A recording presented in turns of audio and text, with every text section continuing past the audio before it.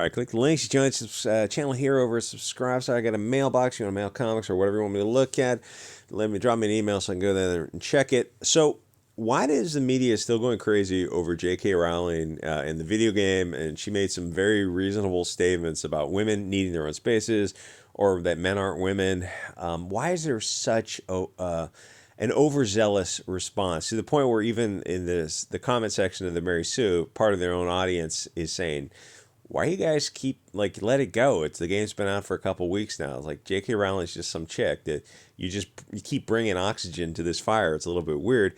But why are the kids these BLT Twitter commie kids? Why are they losing their mind over J.K. and Hogwarts to the point where they can't just say, oh well, reasonable people can disagree without being disagreeable. We have different worldviews. You believe some things, we believe other things. We're just going to have to go our own ways. There's no meeting in the middle on this, and they're not. They don't accept that. They just have to keep arguing something that is a matter of opinion. You're not going to win this argument. They keep talking about all this scientific evidence, and yet when they present it and you read it, it says the opposite of what they think it says. So I think I have found the evidence for my theory, or one of them, about why they're willing to die on this BLT hill, which, as I say that, was a poor choice of words. So they're referring to themselves now as minorities on Twitter. This just started very recently. These BLT kids are so desperate to put themselves on the oppression hierarchy scale that they slowly worm their way into it. The whole phenomenon is fascinating because it feels like mass hysteria, which history is probably going to show to be the case because history just repeats. You have these boom and bust cycles, fads that happen with all kinds of stuff. What was the Dutch had a flower thing?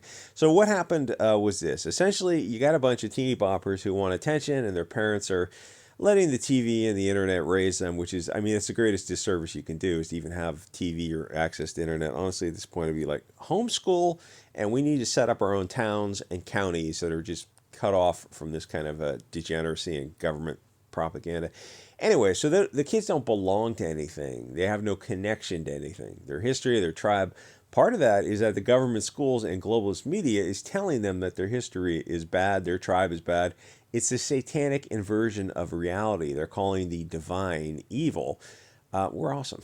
So if you're not connected to your roots, you're easily controlled by the media propaganda. And if you look at who falls for this propaganda, it's people who don't have a connection to anything. So they jump on board this, they'll jump on board anything. The external peer pressure is much, much stronger than people realize. If you're a kid yourself, you remember what it was like. So you have these kids who are told that they're evil and that they are the oppressors, that they're at the bottom of this Marxist hierarchy because the media is pushing an anti-white narrative 24/7. Now, none of it is true. Like I said, we're pretty awesome. And we make everything better, really. But it shows you the power of media propaganda on susceptible minds. So these bored kids who are tired of the hate from the media and government schools quickly see how they can change their position on the oppression ladder. All they have to do is identify as something somewhere on that BLTQ, G plus, whatever spectrum. And gay gives them some points. Non-binary, I think, actually gives them some more, which might be counterintuitive. But it's just because it's newer. It's sort of cheating because you don't actually have to do anything. You just say you're NB and you can virtue signal on social media as if it means something. It's like, that's kind of the easiest one. I'm just kind of queer. Okay, what does that mean exactly? I don't know. It means I get some attention on Twitter. But above these categories is the T in the BLT. And right now it's at the peak of the food chain. It probably started, 2015, and it's probably going to be at the peak for a little while. But it does feel like it's on its downward slope. If I had to guess, I think it's even above POC, which is a source of endless conflict between the POCs and the BLT over who is more oppressed. Well, I can answer for that for you. Globally, Christians are the most oppressed people, and you can see the World Health Organization talks about that. It's actually Christians around the world are the most marginalized, oppressed, disenfranchised people on earth. In America, it's people of European descent. They're the groups who are most discriminated against legally and subject to hatred by global homogenous Hollywood, mainstream media, and the schools.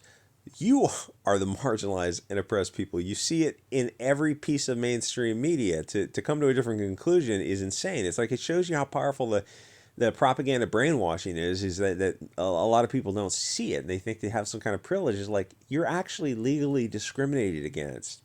You don't have any privilege. You're the definition of marginalized and oppressed, and you're brainwashed that you can't even say it because you know you'll get attacked if you do. So you got these kids who the media in schools are blaming for everything, and all they have to do to change their position as the source of all evil is to simply join the BLT. Effectively, the schools and media are putting so much pressure on the kids to hate themselves and leave the bottom of the hierarchy that the media government propaganda machine is creating this phenomenon of BLT kids. Now, in the big scheme of things, does it matter if you wear a dress or lipstick? No, ultimately it doesn't. It's half a social construct and half biological differences that relate to mating rituals and displays of fertility and such things. And it's silly. If you saw me in a dress, it'd be a little scary because it's so outside the social norms. And while I'm sure I would look fabulous, what's the point of the whole thing? But if the kids do it for a while, it's really not a big deal. They'll most likely just get bored of it and move on. Like when your kid is exploring something, if you have a strong reaction one way or the other, that's going to imprint on them. Like the if you're not into something the kid is doing and it's not dangerous, like boredom is probably the best reaction.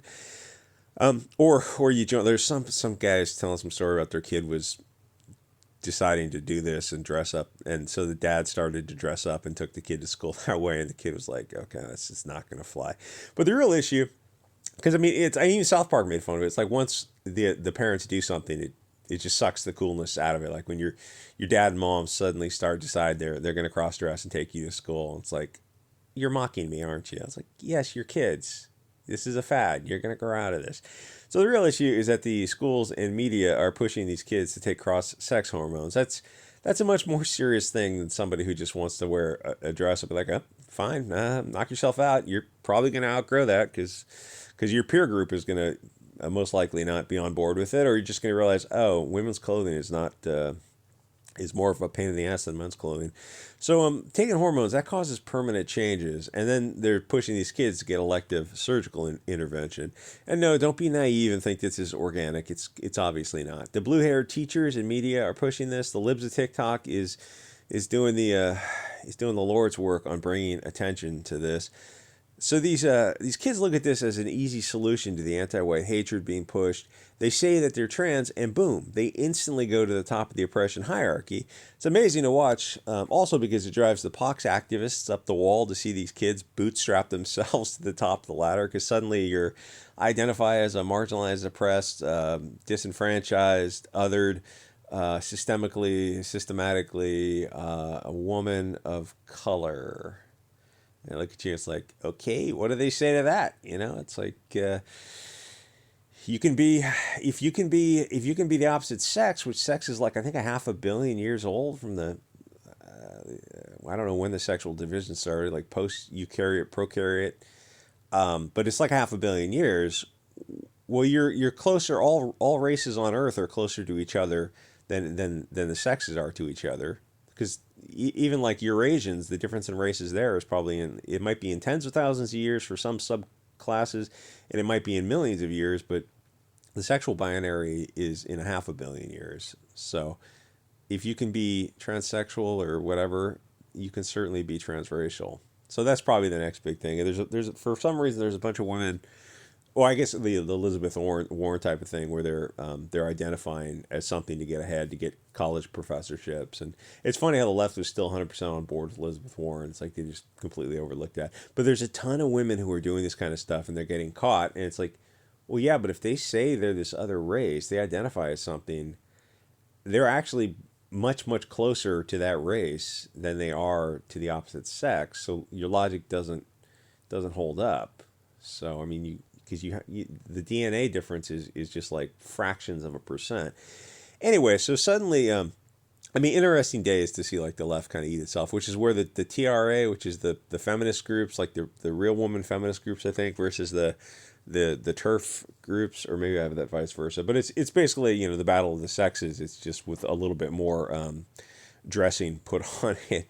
So suddenly the pox isn't at the peak anymore. They don't openly fight it yet, but the passive aggression is absolutely wonderful to watch because usually in the left wing, the pox had their own way for a long time where people just deferred to them.